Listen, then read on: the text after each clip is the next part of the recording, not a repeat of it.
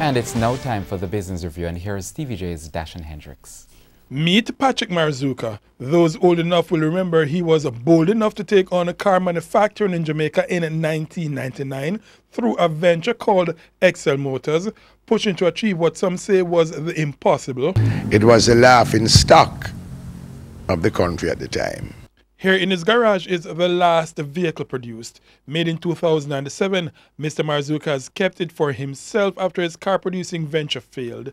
Blaming bank policies, he outlined how fees and charges, high interest rates, and what he calls deception were the undoing of the business. He recounted an experience after getting an order to produce some of the vehicles for Panama. After giving the bank a $50 million property to hold as security, to borrow $28,500, which at the US, which at the time was a little over $2-3 million. I think it was like a 40 to $1 then, whatever that works out at.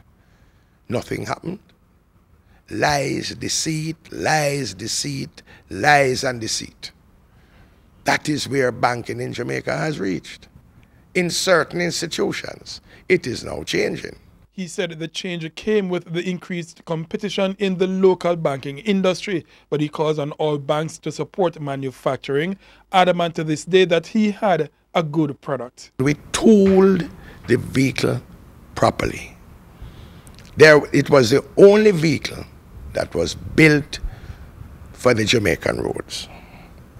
From the chassis to the suspension to the engine to the transmission. He said help to ensure the vehicles were of the highest standard was supplied by the German government and the former head of engineering at Ford Europe.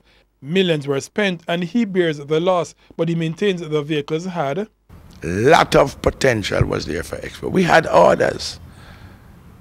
And you know, if you build a good product, it will sell itself. Now he pushes into a new venture. We present that story next Sunday. For the Business Review, I am Dashan Hendricks.